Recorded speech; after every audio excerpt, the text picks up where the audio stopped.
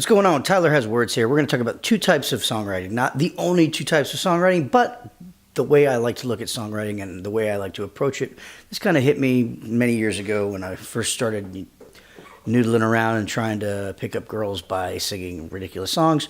And I figured since I was a piano player, this made sense. I would go by the Billy Joel or Elton John methodology. Billy Joel, Elton John. Are these hard and fast rules? Absolutely not.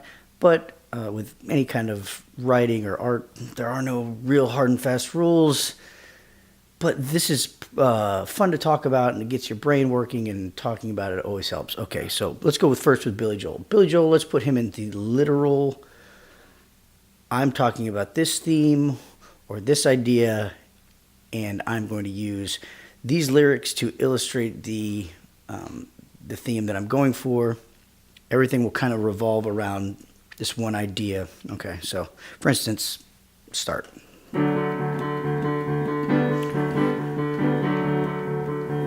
And they'll both use incredible chords because they're smart guys. Those are just weird chords. Got a call from an old friend I used to be real close. Said he couldn't go on the American way. Closed the shop, sold a house, bought a ticket to the West Coast.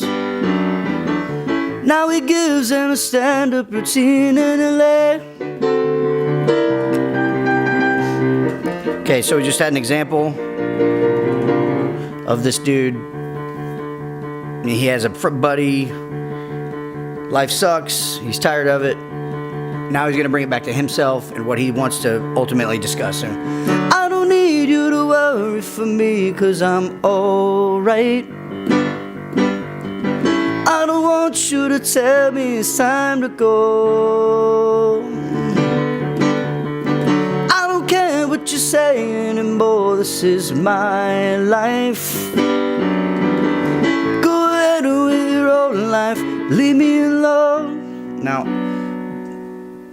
that's pretty on the nose, on the button. He's telling you exactly what if you have not understood what he's talking about by this point in the song, you're not listening. So there is a good example of a Billy Joel lyric, and a lyric that you can use when you're writing. I'm going to take this theme, whether it be loneliness, sadness, happiness, my wife left me, my dog got run over, my house is being foreclosed on, whatever situation you want to talk about. Don't tread on me like my life is, or I need somebody to hug or somebody to love. You can do it in a million ways, and that does not limit your creativity. That gives you a framework to be creative inside of that theme. But you want to make a lot of sense to your listener in that situation, because if you're just throwing in random thoughts that you probably can only understand or are very open to interpretation, then there's a little dissonance there when it comes down to time to listen to the song or put it together. Okay, now let's go with the Elton John version. Now, Elton John also has songs like we just played, which are very on the nose, but he's got a lot of songs that are using a lot more poetry and imagery, and that's what I call the Elton John method. Now, he didn't write the lyrics, Bernie Taupin did, so let's give credit to that guy. But okay, one of my favorite Elton John songs. And this one sounds deceptively like a Billy Joel lyric until you start getting into it, and I'm sure that if you Google this song in 5 seconds, this song's called Daniel. If you Google this song in 5 seconds, you can get the real meaning, but I'm a pretty smart guy. I've played it 5,000 times.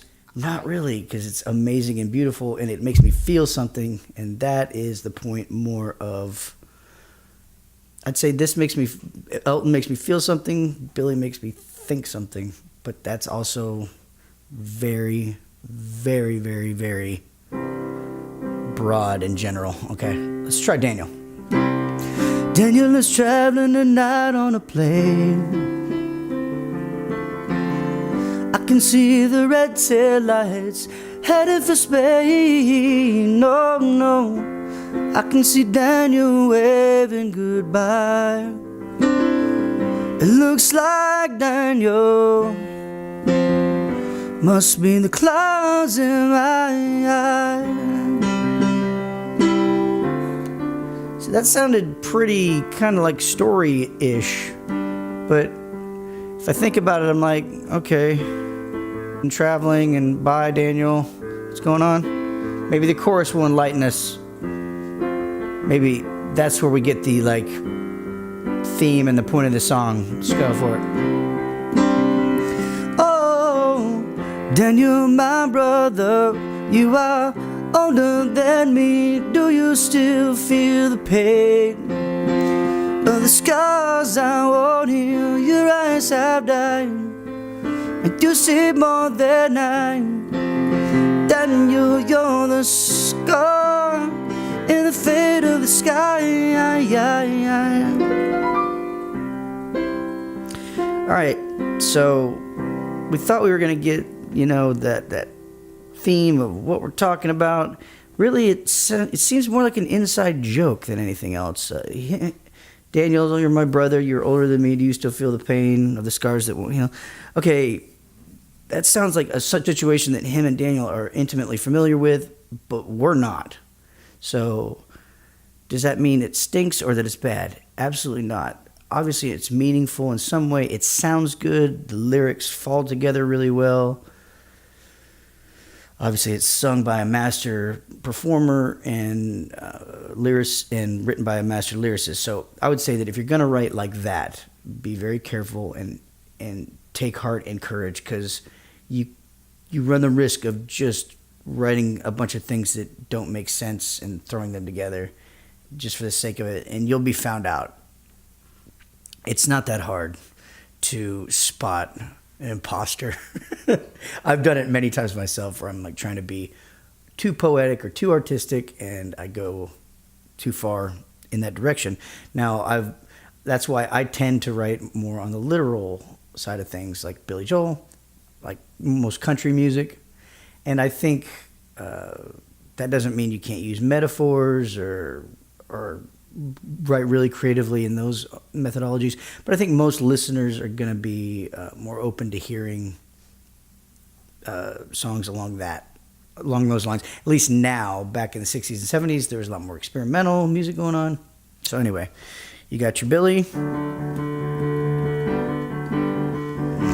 you got your Daniel. Well, what's another song?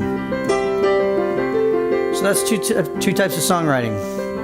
There's Tiny Dancer right there. Like, do you know what Tiny Dancer means? Every line? Do you know? Me neither. Do we care? No. So the answer to the question, is it better to write like Billy or Elton?